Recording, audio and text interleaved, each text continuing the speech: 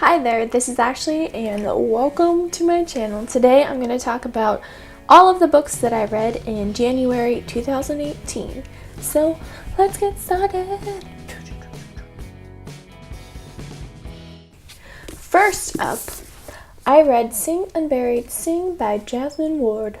I gave this book 4 stars because to me it really delved down into kind of relationships and family bonds and how that kind of all ties together, and it also dealt a little bit with racism and ghosts and magic and drug addiction and poverty, and it touched on just so many things and it pulled on your heartstrings, and it was a really good book, and I'm glad I started the year off with it.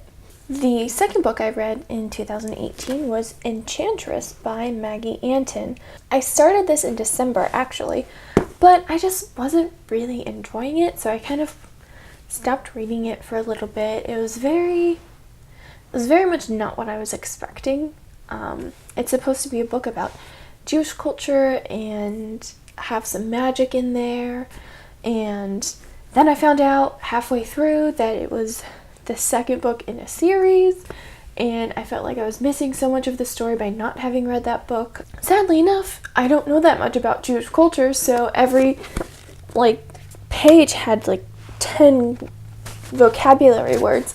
So I had to flip to the back of the book to look at the glossary, and then I had to flip to the front of the book to look up the characters, and I don't know, it didn't hit it for me. I gave it 3 stars, and I just didn't hit those points that I wanted it to hit. I feel like it missed the mark somewhere. I'm not sure where, it just missed the mark, and it wasn't the best book for me. The third book I read, which is a book that so many people have read and loved, was All the Missing Girls by Megan Miranda. I gave this book 4 stars because it was unique, it was very twisty-turvy.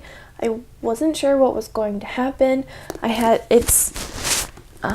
to keep notes of everything because the book is told in reverse. So you are introduced to the main character, and then it goes day 15 all the way down to 1, and then you kind of learn what happens at the end. And I had to write notes down for plot points of every single day because I couldn't keep it all straight.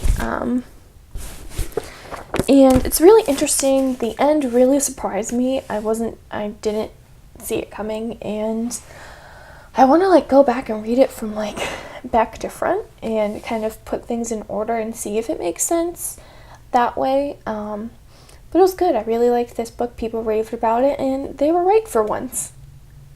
Then I read my favorite book of the month. It came in my book of the month box, and that was As Bright as Heaven. This book is actually being released on February 6th, and I just love this book so much. I loved it so much. I gave it 5 stars. And it's about the Bright family who moved to Philadelphia in the early 1900s, kind of on the outbreak of World War I, and right when they moved there, the Spanish flu hits, and they have to deal with all of this tumultuous stuff that's going on, because people around them are getting the flu, and the father is an undertaker, so they have all of these dead bodies from the flu coming into their home every day, and just so many sad, terrible things are happening, and through all of that, they end up adopting a little boy and bringing him into their family, and everything is just so heart-wrenching, and it's told through the point of view of the 3 daughters in the book. So it's a mother, a father, and they have 3 daughters, and each daughter is very unique, and you're with them from beginning to end, and you see them grow up and change and develop and kind of become these, young women and become adults, and it's really just, it's like crawling into a blanket and just snuggling up, and it just, the cover is beautiful, the story is beautiful, the characters are beautiful, it just really hit all of those really cool key points for me. And it's funny because I almost didn't order this book. I almost picked a different book, but I'm so glad I ordered this one. Again, my favorite book of January, so there's that. I read The Dry by Jane Harper. I don't have a physical copy of it because I borrowed it from my work passing book club. And I really, really loved that one too. I also gave it 5 stars. It was another one of those books that was very unique. It's a little bit of a mystery, a little bit of a thriller, all revolving around a federal agent cop guy going back to his hometown, and he has to go back home and kind of deal with things that happened there in his past and kind of what's going on now. And when he was a kid, he and his father were like run out of town, and so this is the first time he's gone back since then, and his childhood best friend has died, and a lot of things from their childhood are coming to light, and just so many different things are going on. And above all, is he's trying to figure out who murdered his best friend and family and why. And it's just really good. It's just really good. And I liked it. And it's a book that a lot of people were raving about, and they were right. It's very good. You should check it out. I recommend it. And then I read another book of the month pick, The Wife Between Us. It has 2 authors, Greer Hendricks and Sarah Pekkanen. I got this in December, but I was kind of hesitant to read it. It kind of seemed like one of those chick lit, like cheesy thrillers, because it's about a woman whose husband is getting remarried. Well, her ex-husband is getting remarried, and through the book we see, the divorced wife and kind of where she's at in life.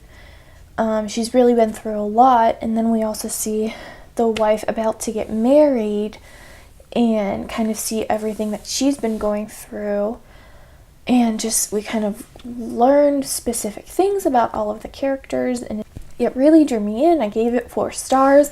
It was not at all what I was expecting. It really blew me away. The writing was great. The characters are all very great. And I really can't tell you too much about it without ruining it. But it's a really good book. It really throws you for a loop. You don't know what's coming at you. So check this one out. And last but not least, my 7th book that I read in January, and the final one, I only read 7. I was kind of crushing it in January, was Fire and Fury. And a lot of people have been raving about this book, and it's been in the news. I'm sure you've seen it. And I don't really have a lot to say about this book. I gave it 3 stars, mostly because it's not edited or written very well, and that really, really, really bugged me. But the content in it is interesting. It connected a lot of dots for me about people who are in the current administration and in the White House, and kind of their role in the grand scheme of things, so I really appreciated that. But beyond that, that's really all I have to say.